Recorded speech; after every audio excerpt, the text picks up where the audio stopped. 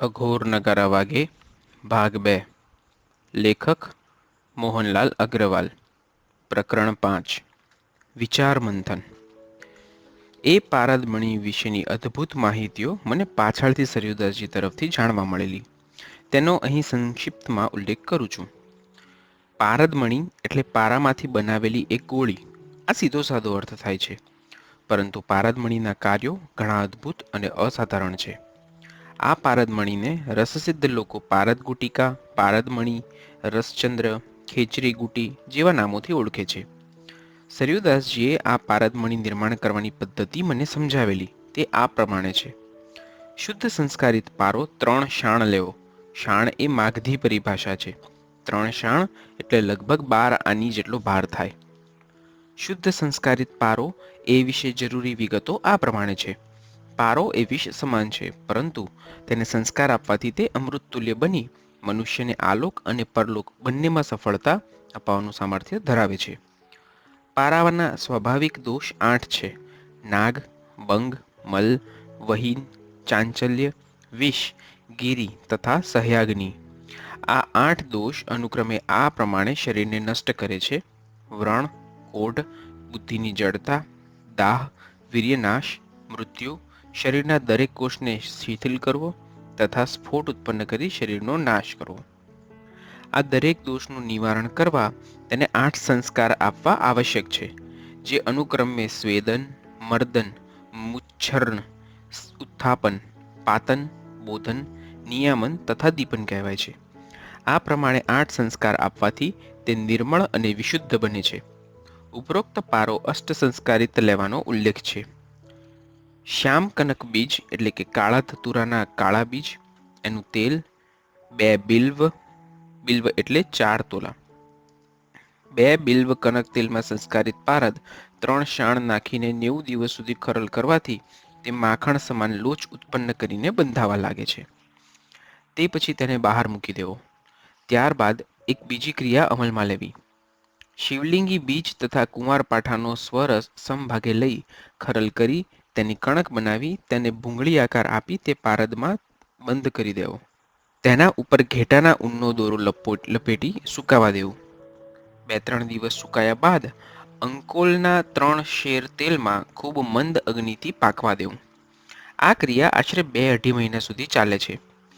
જ્યારે ફક્ત તેલ નામશેષ રહે ત્યારે તે પારદ ભરેલી ભૂંગળીને બહાર કાઢી 1 અઠવાડિયા સુધી નીતરવા દેવી.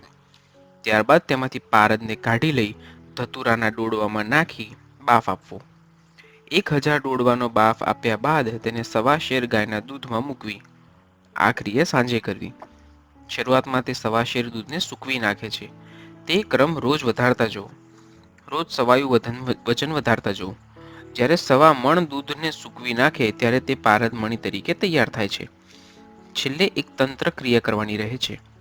આ પારદમણીને કાળા ભાંગરાના પાન તથા બીલીપત્રના પાનની લુગદીમાં મૂકી એ લુગદીનો આકાર શિવલિંગ જેવો બનાવી આ મંત્રનો 1008 વખત જાપ કરી તેને અભિમંત્રિત કરવી જોઈએ. અઘોર શ્યોડથ ઘોરેશ્યો ઘોર ઘોર તરેશ્યર સર્વતડ સર્વશ્વેશ્યો નમસ્તેસ્યુ રુદ્રરૂપેશ્ય. આ મંત્રનો જાપ 14ની રાત્રે 12 થી 10ના સમયમાં કરવો. જાપ પૂર્ણ થતાં જ પારદમણી આપોઆપ લુગદીના બનાવેલા શિવલિંગમાંથી બહાર આવીને ચંદ્ર સમાન તેજસ્વી અને સ્વયં પ્રકાશિત જણાશે. આ પારદમણીની પરીક્ષા એ છે કે કોઈ પણ પ્રાણ પ્રતિષ્ઠિત શિવલિંગ ઉપર મૂકવાથી તે શિવલિંગથી 5 આંગળ હવામાં અદ્ધર રહે છે. તેના ગુણ અને ઉપયોગ પણ અદ્ભુત છે. આ પારદમણીને શરીર ઉપર ધારણ કરવાથી 64 પ્રકારના વાયુઓનું તે નિયમન કરે છે. કોઈ પણ રોગ શરીરમાં રહેતો નથી, અને હોય તો તે ચાલ્યો જાય છે. કોઈ પણ પ્રકારની વ્યાધિ, ભૂત પ્રેત, અકસ્માત, અગ્નિ, જલથી તે રક્ષા કરે છે. હિંસક પશુઓ તેમજ સર્પ, વીંછી તેમજ અન્ય ઝેરી વર્ગના જંતુ અને કીટકથી રક્ષા કરે છે. વૃદ્ધાવસ્થાને અટકાવે છે. તેને મુખમાં ધારણ કરવાથી ગમે તેટલું ચાલવાથી કે પરિશ્રમ કરવાથી થાક લાગતો નથી. અપમૃત્યુને પણ તે રોકે છે તથા વીર્યસ્ત્રાવ, વીર્યસ્ખલન તેમજ કોઈપણ પ્રકારના રક્તસ્ત્રાવને સંભાવી દે છે. આ પારદમણીના ઉપયોગ જાણ્યા બાદ તેને બનાવવાની અથવા તેને મેળવવાની જિજ્ઞાસા થાય તે સહજ છે, પરંતુ દુર્લભ ન હોવા છતાં અતિ કઠિન તો છે જ. હવે આપણે પ્રસંગ તરફ આગળ વધીએ. સરયુદાસજી અમારી વિદાય લઈને હિમાલયની ગિરિમાળાઓમાં ધીમે ધીમે અદૃશ્ય થયા. હું ઘણી વાર સુધી તેમને જતા જોઈ રહ્યો. મેં પીઠ ફેરવીને જોયું તો વજ્રનાથજી ન હતા. તેઓ ગુફામાં ચાલ્યા ગયા હતા. હું ઉદાસ મને ગુફામાં દાખલ થયો. સામે જ વજ્રનાથજી તેમના આસન ઉપર બેઠા હતા. તેમણે મને બેસવા જણાવ્યું. હું મારા આસન ઉપર જઈને બેઠો. તેમણે કહ્યું, હવેથી તારે રસોઈ બનાવવા માટે ધૂણીનો કે તેના અગ્નિનો ઉપયોગ કરવાનો નથી. તમે જાતે જ તમારી રસોઈ ગુફા બહાર જઈને બનાવી લેજો. તેમના અવાજમાં વૃક્ષપણું તથા શુષ્કતા હતી. તેમના પહેલા જ હુકમથી હું સ્તબ્ધ થઈ ગયો. મેં અનુમાન કર્યું કે મહાત્મા લોકો પોતાના ધૂણી પાણીનો ઉપયોગ અંગત રીતે જ કરતા હશે. તેથી તેમણે આવી સૂચના આપી છે, જે મને વ્યાજબી જણાઈ. મેં કહ્યું, જેવી આપની ઈચ્છા. તેમણે કઠોર અને વૈખરી વાણી શરૂ કરી. ઈચ્છા ઈચ્છા અહીં સર્વત્ર ભગવાન મહાકાલની પ્રવૃત્તિ છે, તારી કે મારી નહીં. વજ્રનાથજીના વર્તનમાં એકાએક થયેલો ફેરફાર જોઈ હું મૂંઝાઈ ગયો. એક તો તેમનું રૂપ ઉગ્ર અને ભયાનક હતું જ, અને બદલાયેલા વર્તનથી વધુ ત્રાસજનક બન્યું. મેં પરાણે નમ્રતા લાવીને કહ્યું, હું તો આપનો આશ્રિત છું. મારાથી અજાણતા કોઈ ક્ષતિ થઈ ગઈ હોય તો ક્ષમા કરશો. તેમણે કટુતાથી કહ્યું, આવી નકામી વાતોથી હું ટેવાયેલો છું. મને કંઈ ખલેલ પહોંચાડીશ નહીં. 2-5 દિવસ જે તારે પસાર કરવાના છે તે શાંતિથી પસાર કરી લે. તેમ કહી તેમણે પાછળ પડેલી કુહાડી ઉપાડીને મારી સામે ફેંકતા કહ્યું, તારી જરૂર પ્રમાણેના લાકડા કાપીને લઈ આવ. તેનાથી જ તારી રસોઈ બનાવજે. સૂર્યાસ્ત પહેલા રસોઈ ભોજન કાર્ય પૂરું કરી લેજે. મારા તરફથી જવાબની અપેક્ષા રાખ્યા વિના તેઓ રીંછના આસન ઉપર મારી તરફ પીઠ રાખીને પડખાભેર સૂઈ ગયા. રીંછના સફેદ ચામડાના છેડે રીંછના માથા ઉપર માથું મૂકી તેઓ નિશ્ચિંતપણે સૂઈ ગયા. હું શૂન્ય મનસ્ક બની ગયો. તેમની આવી વર્તણૂક મને બિલકુલ સમજાતી ન હતી. હું તેમની પડછંદ પીઠ ઉપર વિખરાયેલી જટાને જોઈ રહ્યો હતો. સામે પડેલી કુહાડીના તીક્ષ્ણ પાના ઉપર મેં ધીમેથી આંગળી ફેરવી. લાકડા કાપવા જવું કે નહીં એ હું વિચારી રહ્યો હતો. અલબત્ત બિસ્કિટ, બ્રેડ, સૂકો ખોરાક વગેરે મારી પાસે હતો. એ વિચારે બહાર જવાની ઈચ્છા ઓછી હતી. છતાં વજ્રનાથજીએ કહ્યું છે અને નહીં જાઉં તો વળી પાછો તેમનો રોષ સહન કરવાની પરિસ્થિતિ ઊભી થશે. કુહાડી લઈ ગળામાં મફલર વીંટી અને હું ગુફામાંથી બહાર આવ્યો. બહારનું વાતાવરણ સ્વચ્છ હતું. સૂર્યના પ્રકાશમાં બર્ફીલી પહાડીઓ ચમકી રહી હતી. મેં ચારે તરફ નજર ફેરવીને જોયું. સૂકા ઝાડપાન ક્યાંય દેખાતા ન હતા. ગુફાની પાછળના ભાગ તરફનું છોડું ચઢાણ ચઢીને ઢોળાવ તરફ આવેલા જળાશય તરફ જવાનું વિચારી હું આગળ વધ્યો. વજ્રનાથજીની બદલાયેલી વર્તણૂક વિશેના વિચારો મનમાં જુદા જુદા આકારો લઈ રહ્યા હતા. શું તેઓ મને નજીક નહીં આવવા દેવા માંગતા હોય? મારા પ્રત્યે કોઈ ખાસ પૂર્વગ્રહ હશે? કસોટી કરતા હશે? ધીરજનો અંત લેતા હશે કે કોઈ ખાસ પ્રયોજન માટે મારી ભૂમિકા તૈયાર કરી રહ્યા છે? આવા અસંખ્ય વિચારો આવજા કરી રહ્યા હતા. મેં ઢોળાવ ઉતરવો શરૂ કર્યો. સામે વહેતું ઝરણું અવિરત ગતિથી વહી રહ્યું હતું. તેને જોઈ કુદરતની રચના ઉપર મનોમન પ્રસન્નતા થઈ આવી. એ વિસ્તારમાં આવેલા નાના મોટા જળાશયો સખત ઠંડી અને બરફના કારણે થીજીને જામી ગયા હતા. પાણીને બદલે બરફના સપાટ મેદાન સમા દેખાતા હતા. જ્યારે આ ઝરણું હિમશિલામાંથી જ ફૂટીને પોતાના અસ્તિત્વનું જાળવીને વહી રહ્યું હતું. તે ઝરણું નાની તલાવડી રૂપે જ્યાં આવીને એકત્ર થતું હતું તે વિસ્તારમાં હું આગળ વધ્યો. રાત્રે થયેલી હિમવર્ષાનો બરફ ક્યાંક જામી ગયો હતો તો ક્યાંક નરમ રૂની માફક પથરાયેલો હતો. કેડી જેવું તો હિમવર્ષાને કારણે રહેવા પામતું જ નહીં. તલાવડીની પશ્ચિમ દિશા તરફ ઊંચાણ નીચાણની જગ્યામાં સુકાયેલી જાડી અર્ધ કપાયેલા નાના મોટા વૃક્ષો દેખાયા. વસંત ઋતુમાં ઉગેલી આ વનરાજી હિમવર્ષાના કારણે નિર્જીવ થઈને સુકાઈ ગયાનું મેં અનુમાન કર્યું. તે તરફ જઈને થોડા લાકડા કાપી લેવાનું વિચારી હું આગળ વધ્યો. 1-2 વાર બરફમાં પગ લપસતા લપસી પડાશે તેવું લાગ્યું, એટલે સાચવીને હવે આગળ વધવું પડશે. રખેને કોઈ મોટા બરફના પુલાણમાં ઉતરી પડું એ બીકે સાવચેતી કુહાડી ટેકવીને સૂકી ઝાડી સુધી પહોંચી ગયો. ચારે તરફ ધ્યાનપૂર્વક સાવચેત નજરે અવલોકન કરી ઉપાડી શકાય તેટલા લાકડા કાપીને વીણીને એકત્ર કરી લીધા. મફલરથી તે બધા લાકડા બાંધી હું પાછો ફર્યો. નિર્વિઘ્ને ગુફા સુધી હું આવી પહોંચ્યો. લાકડાની ભારી ગુફાની બહાર જ છોડી નાખી. અંદર દાખલ થઈને જોયું તો વજ્રનાથજી હજુ એ જ રીતે પડખાફેર આરામથી ઊંઘી રહ્યા હતા. રસોઈ બનાવવાની શરૂઆત કરવા માટે વાસણોની જરૂર હતી, પણ મારી પાસે વાસણો ન હતા. ગુફામાં મોજૂદ વાસણોથી જ મારે રસોઈ બનાવવાની હતી. વજ્રનાથજીની મંજૂરી સિવાય તેનો ઉપયોગ કરવાથી તેઓ ગુસ્સે થશે એમ માની તેમના જાગવાની રાહ જોઈને મારા આસન ઉપર બેઠો. અવાજ ન થાય એ રીતે મેં સામાનમાંથી મગ ખેંચીને કાઢી રાખ્યા હતા. લાંબી કડાકૂટ કરવા કરતાં ફક્ત મગ બાફીને ખાઈ લેવું વધુ અનુકૂળ રહેશે તેમ માનીને નિશ્ચિંત બન્યો. વજ્રનાથજીના જાગવાની રાહ જોવામાં સમય પસાર થવા લાગ્યો. નવરાશના કારણે સિગરેટ સળગાવવાનું ગુફાનું અવલોકન કરી સમય પસાર કરવા લાગ્યો. વજ્રનાથજીના આસનની આજુબાજુ પડેલી દરેક ચીજને હું ધ્યાનપૂર્વક જોઈ રહ્યો હતો. કોણ જાણે કેમ, પણ મને એવું લાગતું હતું કે મારી ચેષ્ટાઓ ઉપર કોઈક નજર રાખી રહ્યું છે. મારું મન સતત આ જાતની આશંકા સેવી રહ્યું હતું. વજ્રનાથજીના આસનથી થોડે દૂર પડેલો પિત્તળ જડિત સીસમનો ઇસ્કોતરો કંઈક અવાજ કરી રહ્યો હતો. ખડખડાટનો અવાજ થતાં મેં ઇસ્કોત્ર સામે જોયું. તેનું ઢાંકણું આપોઆપ ખોલીને 2-3 વાર પછડાયું. ઢાંકણાના ખુલવા બંધ થવાથી સામેની ભીત ઉપર ટીંગાયેલી જોડી સાથે બંધાયેલી માનવ ખોપરીએ જાણે ડોક ફેરવીને ઇસ્કોત્ર સામે જોયું. પહેલાં તો મને લાગ્યું કે પવન આવવાથી ટીંગાયેલી ખોપરી હલતી હશે, પરંતુ એમ ન હતું. ધ્યાનપૂર્વક જોતા મને ખ્યાલ આવ્યો કે ખોપરી ઈરાદાપૂર્વક ઇસ્કોત્રા સામે જોઈ રહી હતી. આ અમુક દ્રશ્ય જોઈ મને ખૂબ આશ્ચર્ય થયું. ઇસ્કોત્રાનું 2-3 વાર ખુલવું તથા બંધ થવું, તેની સામે ખોપડીની તેની સામે જોવું, એ વિસ્મયપૂર્ણ ઘટના હતી. મેં અનુમાન કર્યું, સરયુદાસજીએ કરેલ ઉલ્લેખ પૈકીની આ પ્રેતલીલા હોવી જોઈએ. હવે શું થાય છે એ જોવા માટે મેં ખોપરી તરફ મીટ માંડી. તેનું ધ્યાન પેલા ઇસ્કોત્રા તરફ જ હતું.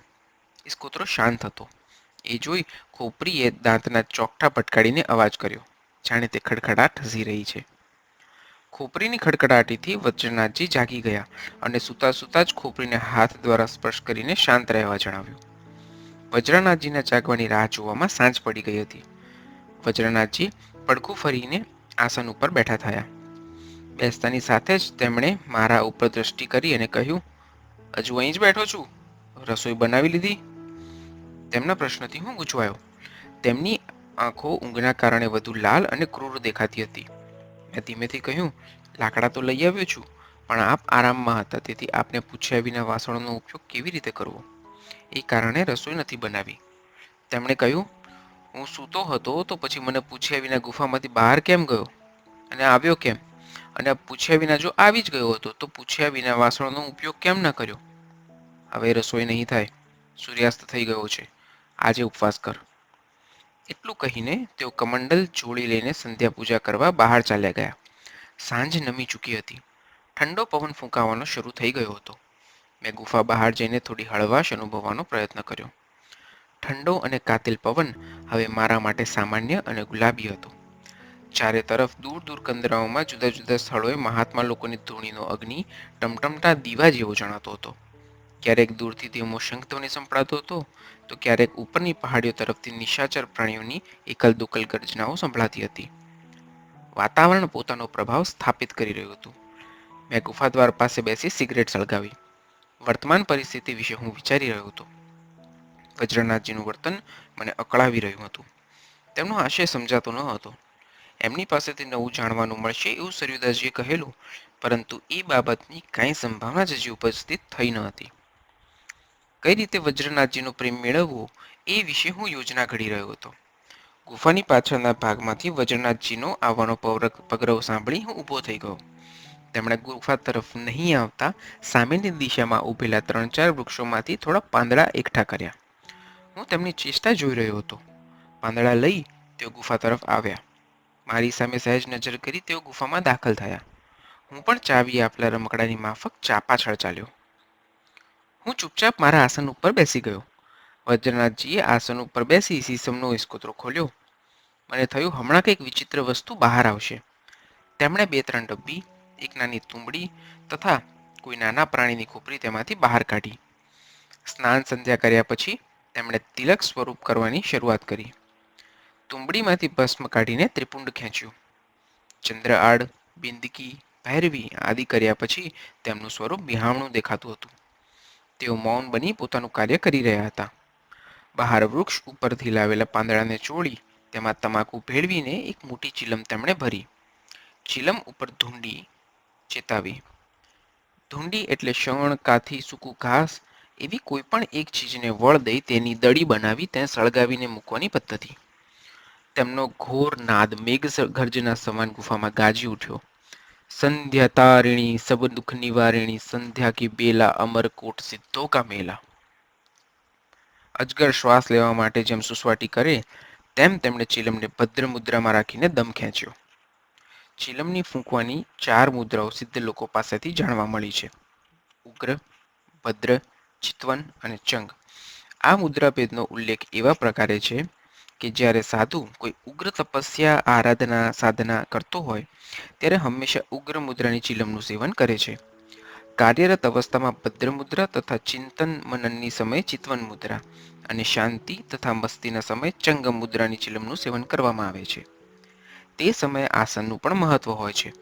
ઉગ્ર મુદ્રામાં વીરાસન, ભદ્ર મુદ્રામાં લંગુરાસન, ચિતવન મુદ્રામાં સિદ્ધાસન તથા ચંગ મુદ્રામાં સુખાસન દ્વારા ચિલમનું સેવન થાય છે. દમ ખેંચતાની સાથે જ ચિલમમાંથી આછી અગ્નિજ્વાળા નૃત્ય કરતી નીકળી અને તેમાં જ સમાઈ ગઈ. થોડી વાર તેઓ રોકાયા, પછી મારી સામે ચિલમવાળો હાથ લંબાવ્યો. આવો પ્રસંગ એકાએક બનશે તેવી મારી તો કલ્પના જ નહોતી. ચિલમ લેવી કે નહીં તે નિર્ણય તુરંત કરવાનો હતો. નજીક આવવા માટેનો આ અવસર જતો ન કરવો એ વિચારે મેં વજ્રનાથજીના હાથમાંથી મર્યાદાપૂર્વક ચિલમ લઈ લીધી. મેં મારા ખિસ્સામાંથી સાફી બહાર કાઢીને ચિલમ લપેટી. અહીં સાફી વિશે થોડું સમજી લઈએ. સાફી એટલે ચિલમ પીવા માટે વાપરવામાં આવતો કાપડનો ટુકડો, જેથી ચિલમનો ધુમાડો ગળાઈને આવે. તમાકુ, ગાંજો વગેરે શ્વાસ સાથે મોંમાં ન જાય તથા ચિલમ અજીઠી ન થાય તેવું હેતુ હોય છે. છતાં તેમાં રહસ્ય હોય છે. શંભુદલી ભગવી સાફી વાપરે છે. રામાદલ લાલ રંગની સાફીનો ઉપયોગ કરે છે, જ્યારે ઉદાસી, નાથ, તાંત્રિકો કાળા રંગની સાફીથી ચિલમ પીએ છે. દેવી ઉપાસકો, તાંત્રિકો ચુંદડી, પાંબરીનો ઉપયોગ સાથીમાં કરે છે.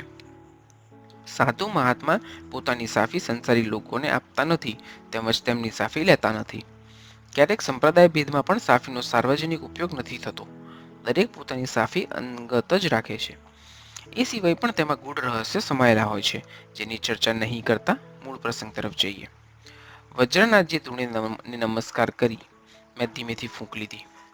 ધુમાડાની સુગંધ પરથી મને ખ્યાલ આવી ગયો કે તે ગાંજાની ચિલમ હતી. વજ્રનાથજી બહાર વૃક્ષો પરથી જ ગાંજો લાવેલા.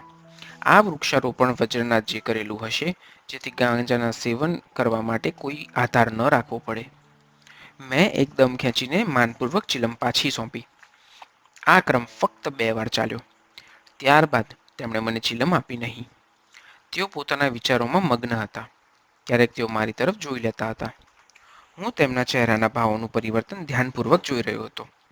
એ દરમિયાન મારી આંખો ઊંઘથી ઘેરાવા લાગી. આવું કેમ થાય છે તે થોડી વાર મને સમજાયું નહીં. જ્યારે નશો હદથી વધારે અસર કરવા લાગ્યો ત્યારે મને ખ્યાલ આવી ગયો કે મને બેહોશ કરવા માટે ચિલમ આપવામાં આવી હતી. મારાથી બેસી શકાતું ન હતું. ફરજિયાત હું આસન ઉપર આડા પડખે થયો અને તરત જ ઘસઘસાટ ઊંઘી ગયો. રાત્રે 2:30 થી 3 વાગે આંખો ખુલી ત્યારે હું સંપૂર્ણ સ્વસ્થ હતો. મેં બેઠા થઈને ચારે તરફ જોયું. વજ્રનાથજી ગુફામાં ન હતા. તેમની નાની મોટી જોડી, ખોપરી તેમજ સામે પડેલા હથિયારોમાં બાલો પણ ન હતો. અત્યારે વજ્રનાથજી ક્યાં ગયા હશે, ક્યારે ગયા હશે, ક્યારે પાછા આવશે, શા માટે ગયા હશે, એવા વિચારો હું સ્વસ્થપણે કરી રહ્યો હતો. ગુફામાં સુમસામ વાતાવરણમાં મારા સિવાય કોઈ હતું નહીં. ધૂણીમાં અગ્નિજ્વાળા વ્યવસ્થિત રીતે પ્રજ્વલિત હતી. એક ખાસ બાબતનો અનુભવ હું કરી રહ્યો હતો કે અજાણી જગ્યા, ભયજનક વાતાવરણ. કારણ કે આ એ જગ્યા હતી જ્યાં ગમે ત્યારે ગમે તે અસાધારણ ઘટના બનવાની શક્યતા હતી. છતાં જેટલા પ્રમાણમાં ભય લાગવો જોઈએ તેટલો નહીં લાગતા આંતરિક રીતે હું ભય અભયનું માનસિક ઘર્ષણ અનુભવી રહ્યો હતો. કોઈ અજ્ઞાત શક્તિ મારા મનોબળની દિવાલોને મજબૂત આધાર આપી રહેલ હોય તેવું હું સ્પષ્ટપણે અનુભવી રહ્યો હતો. એટલું જ નહીં, સાહસ અને પરાક્રમ કરવા માટે પણ મને પ્રોત્સાહિત કરવામાં આવી રહ્યો હોય તેવી મનોદશાને હું પોતે જ જુદી તારવી રહ્યો હતો. અનિવાર્ય સંજોગો સિવાય કદી પણ હું સાહસ ખેડવાની વૃત્તિ કરતો નહીં. સાધુશાહીના નિયમોની મર્યાદાનું ક્યારેય ઉલ્લંઘન કરતો નહીં. સાધુની ગેરહાજરીમાં તેની ચીજ વસ્તુઓને ફંફોસવાની મને કુટેવ ન હતી. મારા આ સ્વભાવથી હું પરિચિત હતો. આજે તેમાં પરિવર્તન જણાતું હતું. મારામાં મારા સિવાય બીજું કોઈ મને ઉશ્કેરી રહ્યું છે તેવું હું ચોક્કસપણે અનુભવી રહ્યો હતો. મેં સિગરેટ સળગાવી, તરફ નજર ફેરવી. અકારણ જ ઊભા થઈને મેં ગુફાની દિવાલોનું ઝીણવટથી નિરીક્ષણ શરૂ કર્યું. વજ્રનાથજીના આસન સામેની દિવાલ ઉપર એક સરખા આકારના બે મોટા યંત્રો સિંદૂર, મેશ તેમજ વનસ્પતિમાંથી બનાવેલા રંગોથી દોરાયેલા હતા. જમણી બાજુની દિવાલ પર કોઈ દેવીનું અસ્પષ્ટ ચિત્ર જણાતું હતું. ડાબી બાજુની દિવાલ ઉપર કોઈ મહાત્મા ઘણી બધી ફેણવાળા સર્પના છત્ર નીચે એક હાથમાં કલમ અને બીજા હાથમાં પુસ્તક લઈને વિચારમગ્ન મુદ્રામાં અંકિત થયેલા જણાતા હતા. કોઈ પણ પ્રયોજન વિના હું ચારે તરફ આંટા મારી રહ્યો હતો. સામે પડેલા હથિયારોમાંથી એકાદ હથિયાર લઈને બહાર જવાની મને ઈચ્છા થઈ. મારામાં આવેલી એકાએક નિર્ભયતા આશ્ચર્ય ઉત્પન્ન કરી રહી હતી. તેનું કારણ શોધવા હું મથી રહ્યો હતો. મનોમન એક વિચિત્ર સંઘર્ષ શરૂ થયો હતો. મેં વિચાર્યું કે આ એકાએક આવેલી નિર્ભયતા કદાચ મને જોખમમાં પણ મૂકી દે. એ વિચાર આવતા બહાર જવાનું માંડી વાળ્યું. મને ભૂખ લાગી હતી, તેથી મેં મારા સામાનમાંથી બ્રેડ, બિસ્કિટ, જામ, ચટણી, અથાણું કાઢીને ખાવાની શરૂઆત કરી. પરંતુ એક નવી આપત્તિ શરૂ થઈ. બધો જ ખોરાક કડવો થઈ ગયેલો હતો. આવું કેમ બન્યું તે સમજાયું નહીં. ખોરાકમાં થયેલો ફેરફાર કોઈ કારણે સંભવી જ ન શકે. આટલા ઠંડા વાતાવરણમાં ફેરફાર થવાની કોઈ શક્યતા જ નહોતી. અસાધારણ કડવાશના કારણે એક ટુકડો પણ ખાઈ શકાય તેમ ન હતો. મેં કંટાળીને બધું યથાવત મૂકી દીધું. વજ્રનાથજીએ સાંજે મને કહ્યું હતું કે આજે ઉપવાસ કરો. તો શું એમણે કંઈ માયાજાળ ફેલાવી હશે? મને ફરજિયાત ભૂખ્યા રાખવા પાછળની કોઈ કારણ હશે? પ્રત્યક્ષ અને પરોક્ષ રીતે મને માનસિક યાતના શા માટે આપવામાં આવી રહી છે એ મારો મુખ્ય પ્રશ્ન બની ગયો હતો. મેં કંટાળીને આસન ઉપર લંબાવ્યું. એક બે દિવસમાં સરિયુદાસજી આવી જશે, પછી શી તકલીફ છે એ વિચારથી આશ્વાસન મેળવ્યું. સવારના 5 વાગ્યાનો સમય થયો. વાતાવરણમાં પવનની સુગંધ ઉષાનું આગમન સૂચવતી હતી. ધૂળીનો અગ્નિ ઝાંખો પડી ગયો હતો. તેના લાકડા સરખા કરવાનો વિચાર આવ્યો, પરંતુ તેમાંથી વળી કંઈ આફત ઊભી થાય, અગર વજ્રનાથજીને ખ્યાલ આવે અને ગુસ્સે થાય, એ ડરથી લાકડા એમ જ રહેવા દીધા. બહારથી ભારે પગલાંનો આવવાનો પરિચિત અવાજ સંભળાયો. મારે સૂઈ જવું કે બેસી રહેવું તે અંગે નિર્ણય તરત લેવાનો હતો. મેં નિર્ણય લીધો કે મારે બેસી રહેવું, જેથી તેમને ખ્યાલ આવે કે તેમના આવતા પહેલાં હું જાગી ગયો છું અને ભૂખ તરસથી એકાંતમાં મૂંઝાઉં છું. તેઓ આવીને ક્ષણિક મારી સામે દ્રષ્ટિ કરી પોતાના આસન ઉપર જઈને બેસી ગયા. સવારનો સમય હતો, એટલે વિવેક અને સાધુ મર્યાદા જાળવવા મેં ઊભા જઈ વજ્રનાથજીનો ચરણ સ્પર્શ કરી નમસ્કાર કર્યા. અલબત્ત એમ કરવા પાછળનો મારો હેતુ વજ્રનાથજીની લાગણી મેળવવાનો હતો. જ્યાંથી તેઓ આવ્યા હતા ત્યાં કંઈક સંતોષકારક કામગીરી થઈ હશે, તેથી તેઓ પ્રસન્નચિત્ત જણાતા હતા. મંગલ ભવેત કહી તેમણે અભય મુદ્રાથી આશીર્વચન આપ્યું. તેમની પ્રસન્નતાથી અત્યાર સુધીની મારી વ્યથાઓ ક્ષણવારમાં ચાલી ગઈ. આજે સારી શરૂઆત કરી શકાશે એ વિચારે હું ખુશ હતો. તેમણે ચિલમ બનાવી, ચેતાવી, વિચારમગ્ન અવસ્થામાં જે પૂરી કરી. હું તેમના ચહેરા પરના ભાવોનું નિરીક્ષણ કરી રહ્યો હતો. ચિલમ પી લીધા બાદ તેમણે ખભા ઉપરથી જોડી ઉતારીને પાછળ યથાસ્થાને ટાંગી દીધી. કમંડળ લઈને તેઓ બહાર ચાલ્યા ગયા. તેઓ નિત્યકર્મ કરવા માટે ગયા હોવાનું મેં અનુમાન કર્યું. સવાર થઈ ચૂકી હતી. ગુફામાં ઉજાસ ધીમે ધીમે ફેલાઈ રહ્યો હતો. વજ્રનાથજી સાથે કયા વિષયથી શરૂઆત કરવી એ અંગે હું વિચારી રહ્યો હતો. નાનામાં નાની તક મળે તો તેનો ઉપયોગ કરી લેવાનું નક્કી કર્યું. વજ્રનાથજી સ્નાન નિત્યકર્મથી પરવારીને આવ્યા. તેઓ કમંડલમાં ફળ ભરીને લાગ્યા હતા. બે ચાર નાના મોટા પાનમાં લાંબી નળાકાર વનસ્પતિ વીંટીને લાવ્યા હતા. તેમણે શાંત સ્વરે મને દિનચર્યા, સ્નાન આદિ માટે જવાનું સૂચન કર્યું. હું થેલામાંથી કપડાં, ટુવાલ અને જરૂરી ચીજો લઈને બહાર જવા લાગ્યો. મને અટકાવતા વજ્રનાથજીએ કહ્યું, અહીં તમારા શહેરી વિસ્તાર કે બાગ બગીચો નથી. હથિયાર લીધા વિના ખાલી હાથે બહાર જવું નહીં. આટલા સમયથી સાધુઓ સાથે રહો છો, છતાં જંગલના નિયમોનું ભાન નથી. ક્ષોભ સાથે મેં પાછા ફરી કુહાડી સાથે લીધી. બહારનું દ્રશ્ય અતિ મનોહર અને નયનરમ્ય હતું. રાત્રે થયેલી હિમવર્ષાના કારણે ચારે તરફ શ્વેત આવરણ છવાયેલું હતું. અમુક વૃક્ષોના પાન ઉપર જામેલો બરફ સૂર્યના પ્રકાશથી ઓગળીને બિંદુ થઈ ટપકી રહ્યો હતો. ને બિંદુ ટપકતા પહેલા સૂર્યપ્રકાશનું પરાવર્તન મેઘધનુષ્ય જેવા તેજસ્વી રંગોમાં કરી સ્વયં નાનકડા સૂર્ય સમાન ચપકીને ટપકી રહ્યા હતા. વજ્રનાથજી વિશેનો વિચાર કરતો હું ગુફાની પાછળની બાજુ સહેજ ઊંચી પહાડી ચડીને પાછળના ભાગમાં ઝરણા તરફ ઉતરવા લાગ્યો. ગઈકાલે અસહ્ય એવી ઠંડી અને તેજાબ સમાન ઠંડુ પાણી આજે સ્વાભાવિક લાગતું હતું. કુદરતે શું નથી આપ્યું? સિદ્ધ લોકો પાસે શું નથી? ગઈકાલે જે પાણીમાં હાથ બોળવો પણ મુશ્કેલ જણાતો હતો, તે જ પાણીમાં હું આજે સહેલાઈથી નાહી શકતો હતો, ફક્ત 2 જ પાંદડાની શક્તિના કારણે.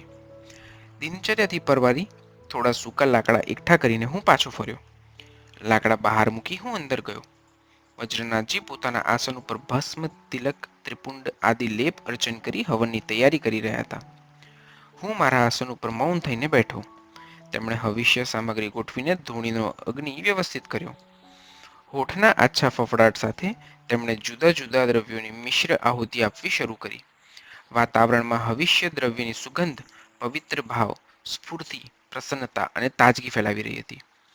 એક ખાસ બાબતે મારું ધ્યાન ખેંચાયું. જ્યારે વજ્રનાથજી આહુતિ આપતા ત્યારે પહેલા અગ્નિજ્વાળાઓ વધુ પ્રજ્વલિત થઈને ઊંચી ચડતી અને આહુતિ આપનારની સાથે જ ખૂબ નીચે આવી જતી. હોમેલું દ્રવ્ય જ્યારે ભસ્મ થઈ જાય ત્યારે જ્વાળાઓ ફરી પ્રજ્વલિત થઈ ઊંચે ચડતી. સાધારણ ક્રમ એવો હોય છે કે જ્યારે અગ્નિમાં આહુતિ આપવામાં આવે ત્યારે તે વધુ પ્રકાશિત બની ઉગ્ર બને, જ્યારે અહીં ક્રમ ઉલટો હતો. હવિષ્યની આહુતિ આપતા પહેલા અગ્નિ ઉગ્ર બનતો અને આપેલી આહુતિને જ્વાળારૂપી જીહવા દ્વારા ખાઈને શાંત થતો હોય તેવું બનતું. એમનો હવનક્રમ જુદા જુદા પ્રકારના દ્રવ્ય, આસન અને મુદ્રાઓથી અડધો કલાક ચાલ્યો. એ દરમિયાન સમાપ્તિ પહેલા એક ડબ્બામાં વનસ્પતિના પાંદડાનો ભૂકો લઈ ધૂણીમાં નાખતા ખૂબ ધુમાડો થવા લાગ્યો. વજ્રનાથજીએ સીસમનો ઇસ્કોતરો ખોલ્યો. તે ખોલતાની સાથે જ ધૂણીમાંથી ઉઠેલો ધુમાડો વળાંક લઈને ઇસ્કોતરામાં આપોઆપ ખેંચાવા લાગ્યો, જાણે તે પેટીમાં રહેલા સમર્થ જીવાત્મા, પ્રેતાત્મા, વૈતાલ, ભૈરવ વજ્રનાથજીની પૂજાનો સ્વીકાર કરી રહ્યા હતા. તેમની રોજિંદી કર્મકાંડ ક્રિયાના 2-3 પ્રમાણ જોઈ મને થયું કે મન, વચન, કર્મને કેન્દ્રિત કરી કરવામાં આવતી પૂજા, પ્રાર્થના અને સ્તુતિનો સ્વીકાર પણ નજર સમક્ષ અનુભવી શકાય તેમ થાય છે. વજ્રનાથજીએ કર્મકાંડથી પરવારી ધૂણીની પ્રદક્ષિણા કરી. તેમનું શરીર સ્થૂળ અને ભારેખમ હોવા છતાં ઉઠવા બેસવામાં અને ક્રિયામાં સ્ફૂર્તિ પ્રદર્શિત કરતું હતું. તેમણે પોતાના આસન ઉપર બેસી મને કહ્યું, જુઓ, સામે અભેરાઈ ઉપર લોટામાં દૂધ પડ્યું છે, તે લઈ લો. એ સિવાય કમંડલમાંથી ફળફૂલ પણ લઈ લો. મેં બાજુની દિવાલ પરની અભેરાઈ ઉપરથી દૂધ ભરેલો જર્મન સિલ્વરનો લોટો ઉતાર્યો. દૂધ પ્રમાણસર ગરમ હતું.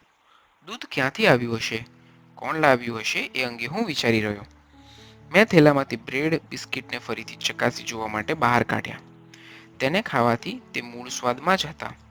આ પ્રસંગથી મેં મનોમન સમાધાન મેળવ્યું કે અહીં જે થાય છે અને થશે તે વજ્રનાથજીની ઈચ્છા પ્રમાણે જ થવાનું છે. મધુર સ્વાદયુક્ત દૂધ સાથે સવારના નાસ્તાનો ક્રમ પૂરો થયો. વજ્રનાથજી શાંત બેઠા હતા. તેઓ કંઈક શરૂઆત કરે તો વાત શરૂ કરવાનું હું વિચારી રહ્યો હતો.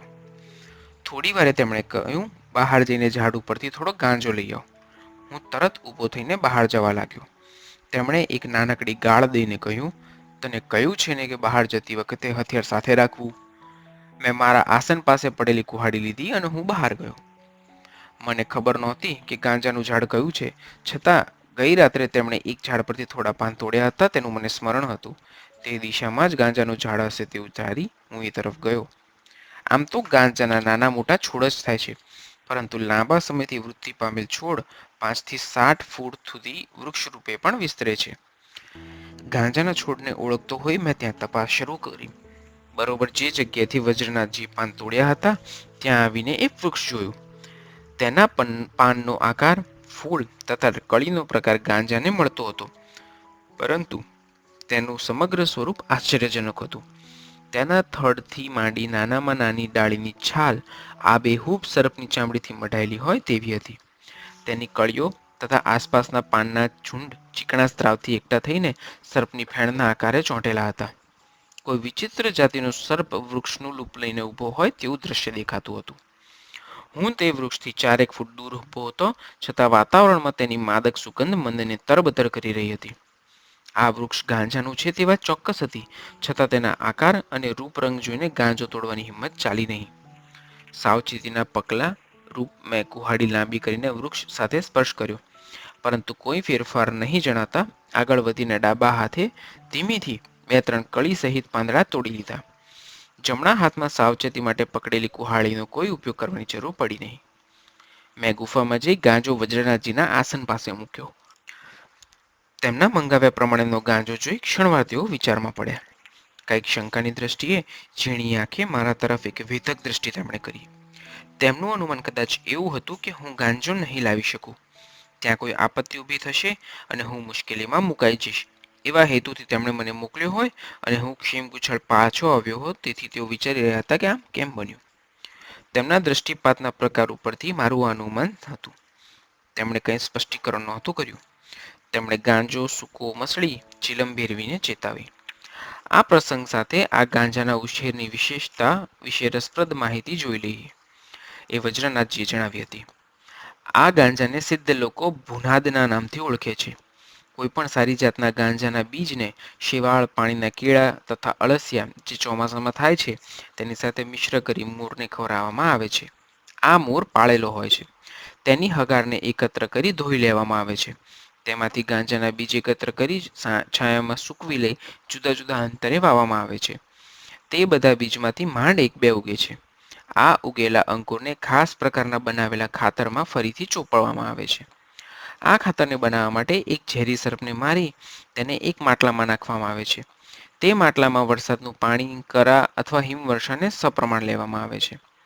તેમાં પ્રમાણસર માટી તથા અમુક વનસ્પતિ પૈકીની છિદ્રલંબિકા, અવંતી, અષ્ટાવલ્લી, નાગવલી તથા સંવીરા નામની વનસ્પતિઓનો સ્વરસ નાખવામાં આવે છે.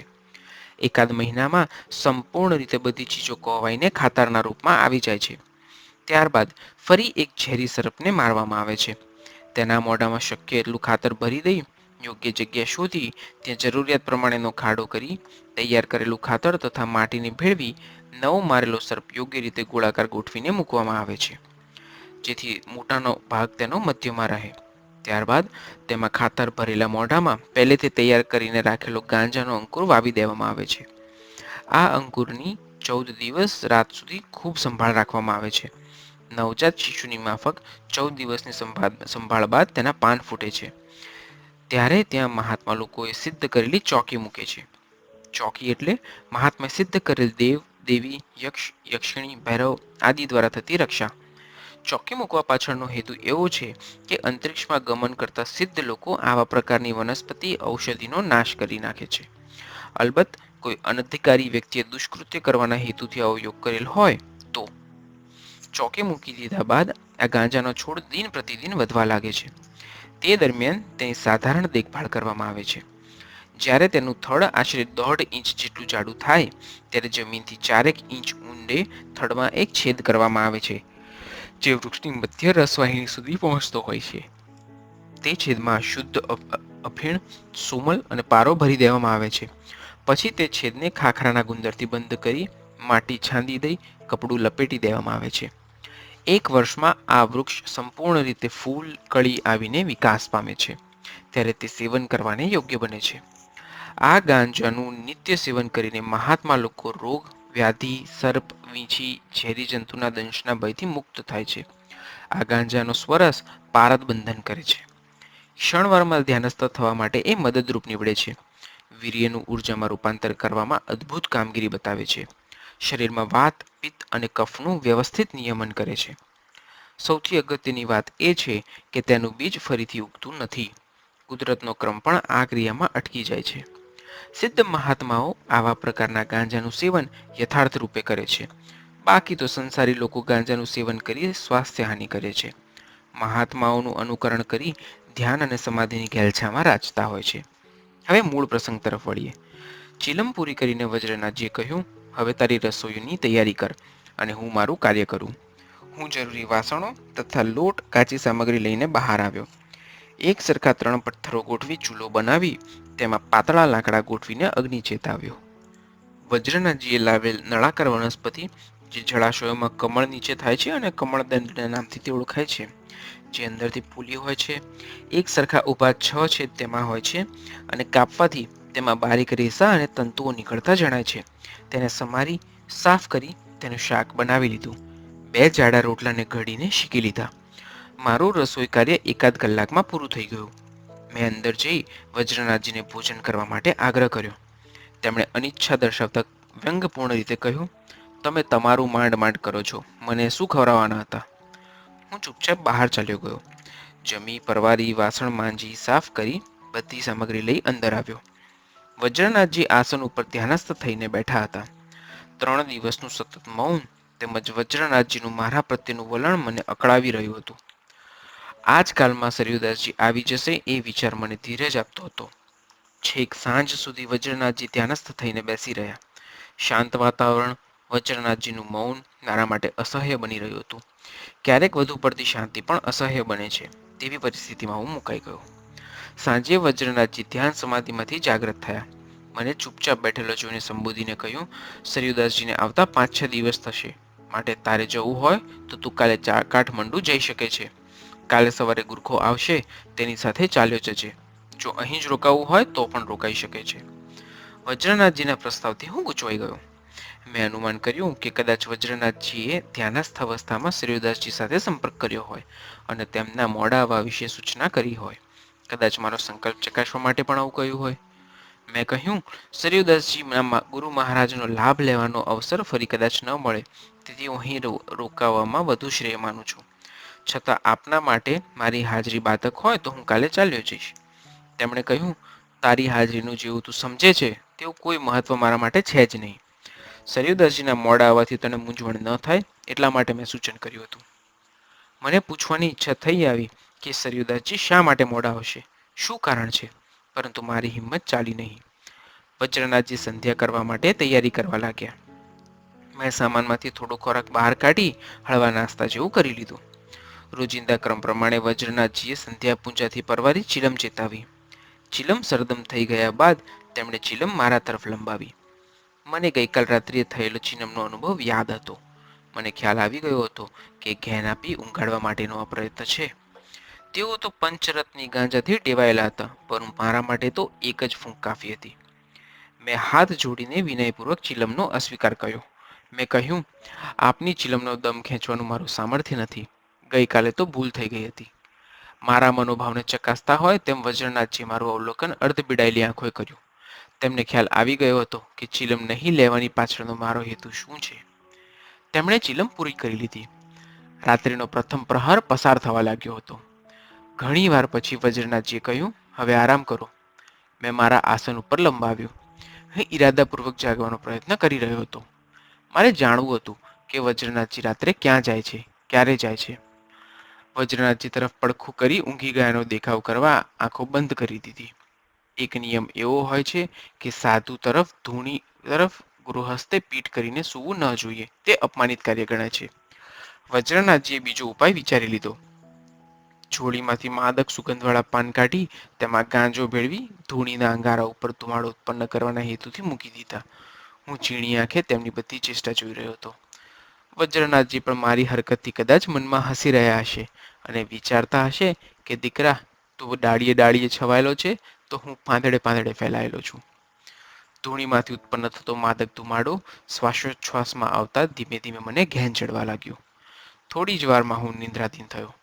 તે રાત્રે સવાર સુધી હું જાગી શક્યો નહીં, કારણ કે ધૂણીમાંથી ઉઠતો માદક દ્રવ્યનો ધુમાડો સતત ચાલુ રહ્યો હતો, જેથી સવાર સુધી એક જ પડખાભેર બેહોશ થઈને હું ઊંઘી રહ્યો.